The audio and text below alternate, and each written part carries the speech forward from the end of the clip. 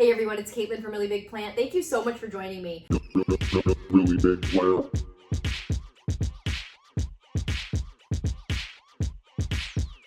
So for this video, we're going to be doing some rare plant chores where I'm going to go through and try to figure out what's wrong with some of these plants that I've got that are considered a little bit more unusual than some of the ones you might find in a typical plant shop. So this is my Philodendron gloriosum, and this is a Monstera obliqua Suriname, and both of them have some issues. And yeah, basically what I want to do is go through and see if I can just diagnose what the problem is and see if I can figure out a better situation for these plants. So I'm not promising anything conclusive because I actually really don't know what's going on with this gloriosum right now, and I figured what I should do is just take you along with me and talk out loud as I go through my reasoning process for trying to troubleshoot what the problem is. Okay, so this is my Philodendron gloriosum. It has not grown any new leaves for me in like months. After I first got this plant, I think it's grown 2 leaves in my care and has also killed off 2 of them. One of them is right here.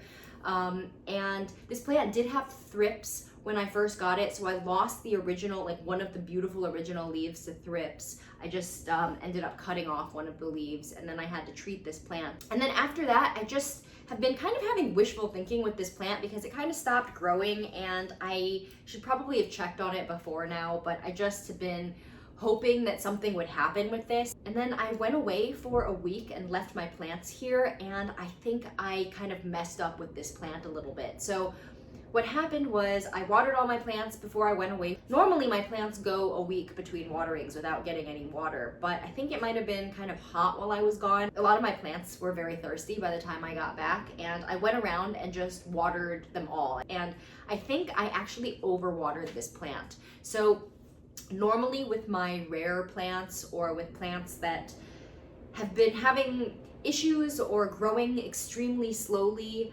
slower than I would expect them to, it cues me into knowing that the plant's not super happy. And so whenever I do water those plants, I usually try to feel the soil, or at least visually just check to see if the soil's dry before I add in any more water. And when I got back from my trip, I just watered all of my plants, and I think I actually overwatered this one. I should have checked. I was in kind of a panic mode right when I got back because I noticed that some of my plants were looking kind of crispy, and I really hadn't expected to see that. Yeah, I'm worried that I overwatered this plant, and it is true that it hadn't been growing for a couple of months and it was starting to look a little bit wilted. But then after I think I overwatered it, I'm starting to have some more serious yellowing, and it's time to take a look at these plant roots and see what's going on. So I've got it in a plastic pot inside of a cover pot, and I actually have not taken this plastic pot out even one time to see what's going on, which is probably not a good thing. Sometimes this thing happens to me with my plants where if I am starting to worry about them and then I notice they're declining, I get stressed out by it and decide that instead of checking for a problem, I just like go ostrich mode and bury my head in the sand and like ignore the problem and pretend like it's not happening. This is a life skill that I'm trying to work on. But basically with this plant, for some reason, I decided that it had a problem and I was gonna ignore it. And I've decided now that I don't want to ignore it anymore. So I'm gonna get it together and pull this plant out and take a look and see what's going on with the root system and see what I need to do to try to get this plant growing again. So I'm gonna just take the plant out of the pot. So I did put a layer of moss on the top to try to keep moisture around the stem of the plant, because Philodendron gloriosum have this kind of creeping growth habit where they like to grow around on the surface of the soil rather than climbing up something. This plant kind of grows like a vine, but it also slithers all around inside of its pot and it spreads out. And when I first potted it in here, I put this layer of moss in the top because I wanted to make sure that that stem could have some access to moisture. Oh, you know what? And I see these nice roots right here.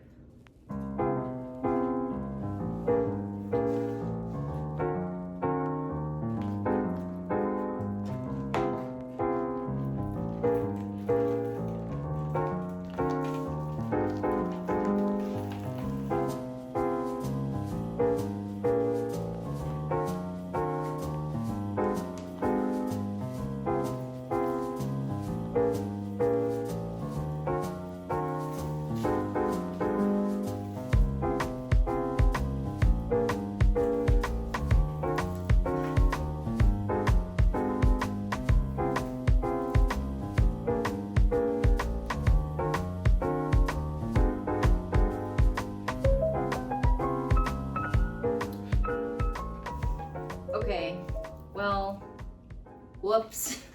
So yeah, my suspicions were correct. These roots are pretty much gone, which is pretty unfortunate because I think this had a pretty big root system when I unboxed it. Now I'm left with this plant that has pretty much nothing. I mean, these on here are remnants of roots, but these don't do anything anymore, unfortunately. When they get to the point where the casing separates away from the inner, like a filament, that root is gone. Sometimes if you cut the roots back and cut back to a point where there's no mushy outer casing, and the outer part and the inner part of the root seem more intact and less separable from each other, then you can cut it back to that point where you've got like white fleshy roots and the root should be able to grow again. But I think on this plant, all of these things that you see here are no longer viable. So the good news is the plant is growing little roots up at the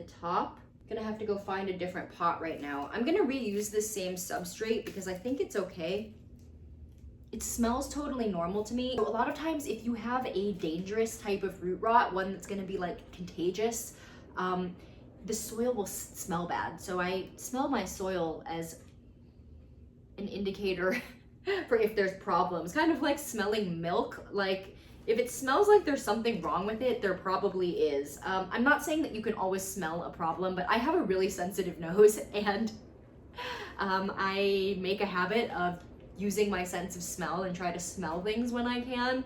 I mean, don't be smelling chemicals and stuff that's dangerous, but I mean like some soil just to give it a sniff is okay. And on plants that I've had severe root rot on, the soil smells weird.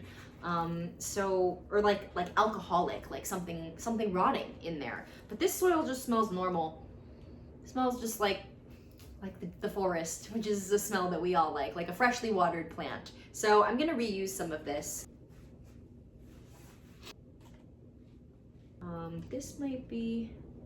That might be a good size. I think the square one will be a little bit better.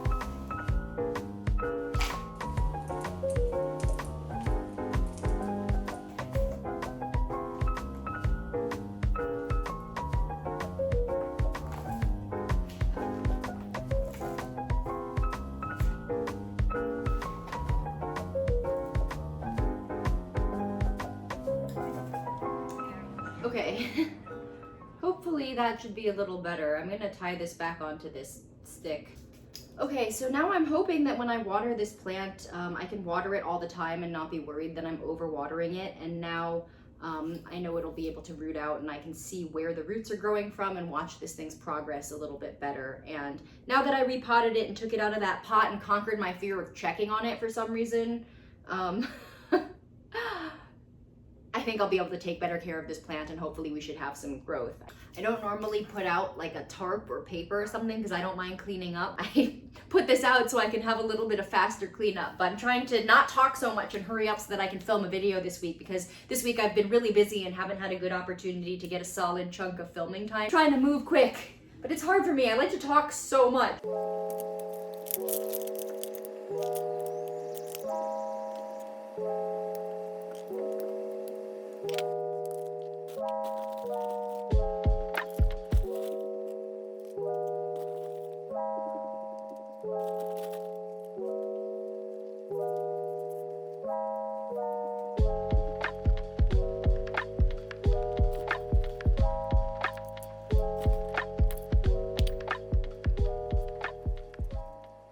Okay, so this is a Monstera obliqua Suriname. I can't remember the names of the other Monstera obliqua that are like the really common ones, or not common ones, excuse me. The one that is more commonly sought after as the rare plant. Monstera obliqua Peru. I can't remember some of the other ones. This one is the Monstera obliqua Suriname, and it's probably one of the least exciting ones to the people who like Monsteras for their big holes, because this one supposedly doesn't ever grow big holes. I bought this plant kind of on a whim not long after I got hired at the plant shop that I'm currently working at. The shop I work in occasionally sources some kind of rare plants, and they tend to be a little bit pricey. I think what happens is with the plant retail thing is that typically at least in my experience, by the time a rare plant makes it into a physical plant shop location, it's at a point where it's been propagated a lot, and if you're determined to have one, you could find a specimen for sale by some seller online. Sometimes even an actually reputable, credible nursery will have them for prices that are not going to break the bank. But if you go to a physical plant shop that carries those rare plants, a lot of times the price on that rare plant there will not necessarily reflect the current availability and supply, as in sometimes in plant shops, the rare plants tend to be pretty overpriced, because usually what happens is by the time a plant is even able to make it into a wholesale nursery that then sells to physical plant shops, it means that that plant is already available enough to the public that not every single specimen is being bought up by collectors online. And so what that means is the price is about to drop, probably. So I usually don't buy the rare plants from the shops that I've worked in, even with my employee discount, because a lot of times the presence of those rare plants there, even for a steep price, means that they're about to show up everywhere, probably for a lot less. Kind of what happened with like Rephidophora tetrasperma and like the Cebu blue. The price comes down eventually, and when you start seeing them in person, even in boutique plant shops, it usually means that they're about to appear. This is a plant that I saw in the shop that I work in now, and it was there when I first started working there, and it wasn't looking super great, but of course I had to check it out because it said Monstera obliqua, and I hadn't heard of the Suriname variety, and I had kind of thought like, oh, I should just not buy this plant because the price will come down. But when I was looking into it more, I realized that no one really cares about this plant. And so one of the things with supply and demand is if no one's demanding it, the supply never increases, and then the price never comes down. So I justified purchasing this plant to myself by thinking that it wasn't ever going to like be one that people were really interested in, and I didn't think that the price would come way down at any point. So with my employee discount, I ended up paying like $40 for this plant or something, which I guess is a lot, and it was like a tiny little piece, and my initial plan was to propagate it for sale, like is always my justification to myself when I buy a rare plant, but I haven't propagated it yet. So when I left my plants for a week, I thought that this one was gonna be okay, but clearly it wasn't, and I think it dried up. So a lot of these lower leaves just turned yellow and have shriveled up, and I left them all on there. These are the 4 leaves that were first on the plant when I first brought it home. So I'm not too sad to see them go because they were already not in super great shape. This plant has gone through 2 rounds of me leaving it for a week, and the first time I left it, I did actually put the whole plant in a bag. I didn't close it, but I put the whole pot inside of a bag with some water, actually on the outside of the saucer, so that it wasn't in contact with the pot, but just created a little bit of a humidity reservoir for this plant, because I do have this potted in a very small 4-inch porous basalt pot, which is kind of like terracotta. It dries out the soil very quickly, and I usually water this plant once every couple days. And for some reason, when I left more recently, I don't know why I decided that I thought it was gonna be okay if I didn't put it in a bag, but I just decided to give it a lot of water right before I left and figured it was gonna be fine, but it killed off some of the leaves. So I think what I'm gonna do now is I'm gonna just chop this plant back and propagate it, because the whole thing is looking kind of sad. It got way drier than I thought it would. So yeah, let's just cut it up. A common plant troubleshooting question that people ask a lot in the plant shop is, how do you know when yellow leaves become a problem? Like, how do you know the difference between damage that's okay and damage that is an indicator that something is wrong? And I think that that's a really good question. And my general response is, if the new growth is undamaged, it means that the plant is probably doing okay, and you're probably having an underwatering or overwatering situation, but usually underwatering when you have all of the plant leaves start to die from the bottom up, like the older leaves start to die off first. Usually, if the newer leaves are growing and the newer leaves are less affected by whatever problem seems to be happening to your plant, it usually means that the problem isn't so bad. But for example, with this Philodendron gloriosum, this is the newest leaf on the plant, and what spurred me to action was the fact that this leaf has started to look like there's something wrong with it. Usually, when the youngest leaf on the plant starts to exhibit signs of stress or that something's wrong, that's like an alarm to me that I really need to intervene and take some action to help the plant. So on this plant, it's got a lot of new growth. It's growing actively still, and I'm not super concerned that this plant has that big of an issue. That being said, one of the leaves on here has a little bit of a weird yellowing pattern, and I thought I noticed that on some of these lower leaves as they were starting to die off. I was trying to look at some other Monsteras that I have, and I've been observing how their leaves turn yellow, and I've noticed that on my Monstera adansonii, if I really stare at it, leaves that die off because of underwatering, they do tend to have a little bit more yellowing along the veins rather than yellowing like from the tip all the way up to the base of the leaf. So that makes me think that maybe it's just a Monstera thing and this is how they exhibit dehydration. I guess I just wanted to talk about it because I did notice that that leaf looks a little bit weird. And so my course of action is I'm not going to put these propagations in with any other propagation, and certainly not in with any other type of Monstera, because a lot of times if it is something viral, those things target specific plants or plant families, and usually the closer relative the plant is to the diseased plant, the more at risk it is for getting that same disease. So I'm just going to keep this one away from my other Monsteras and keep an eye on it as I propagate it, and we'll see if this ends up turning into some kind of sickly plant or if it's able to recover. Because I did notice a little bit of this weird yellowing pattern of damage on the oldest leaf on the plant right after I brought it home, but dismissed it, and now that I'm seeing it again, it makes me feel a little bit weirded out. The fact that I know that this plant was underwatered and dehydrated makes me feel like I shouldn't blame a virus, because I do know that dehydration was definitely a problem. So before I jump to conclusions, I'm going to fix the problems that I know for sure are there. And then because plants move slowly, you know, they respond slowly to things, unlike people and animals.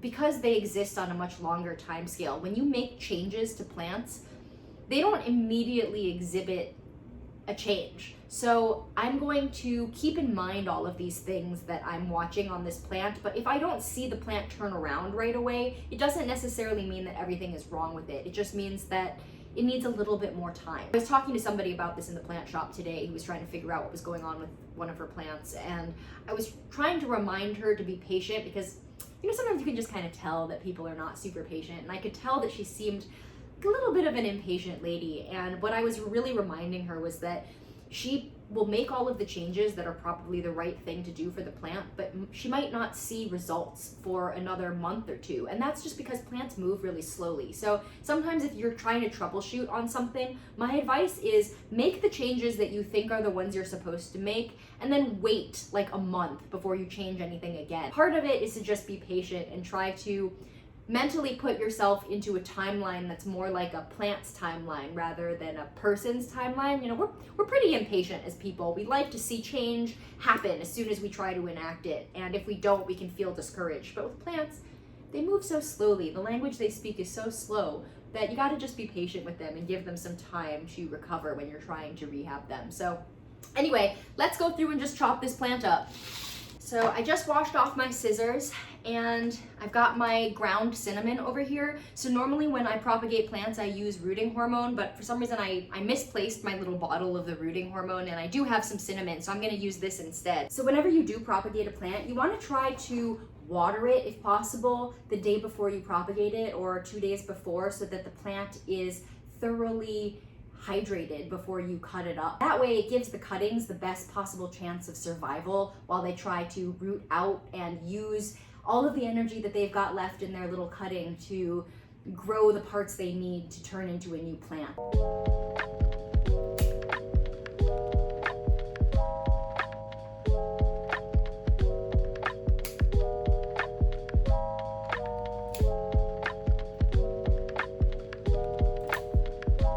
So this is the last leaf on here that hasn't shriveled up. So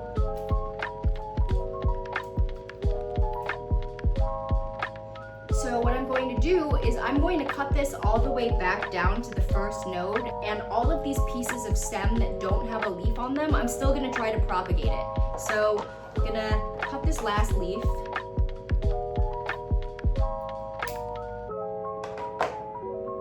I decided to cut the last leaf to include a second node. So this is a leafless node right here, and I decided to include it because I noticed that the node that this leaf is attached to barely has any roots on it. So whereas all of these other pieces that I just cut have kind of like a little chunky root system already. So this one didn't have that, so that makes me kind of nervous, so I left it as a section of 2. So some of these lower sections rooted into this moss pole, but I want to propagate them, and I'm not going to keep this pole wet to propagate them on here, even though that would probably be a good way to do it if you're willing to maintain keeping the pole moist, but I know that I'm not going to keep up with it. And if you let it dry out too many times when it's just a little stick propagation, those in my experience tend not to make it. You have to put them in a little container where they can stay kind of moist until they grow some roots and their initial little leaf.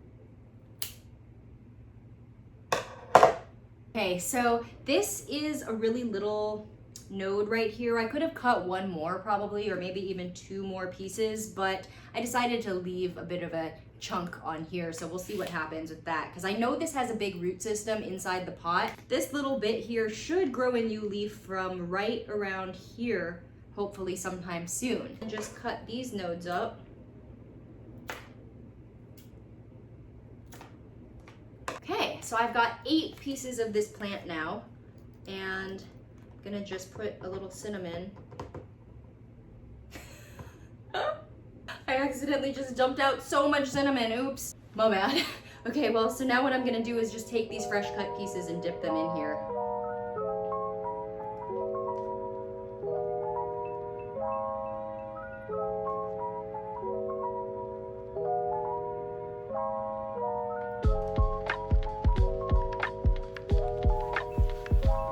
Right, so I've got a clean little cup of water, and I'm just gonna put my propagations in there.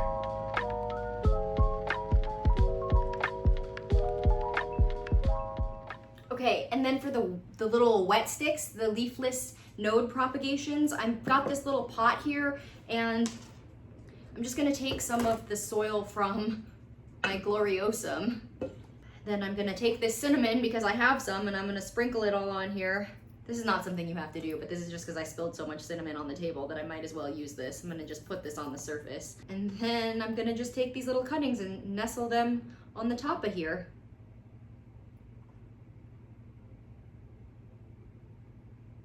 And I'm putting them so that the little root pieces face down.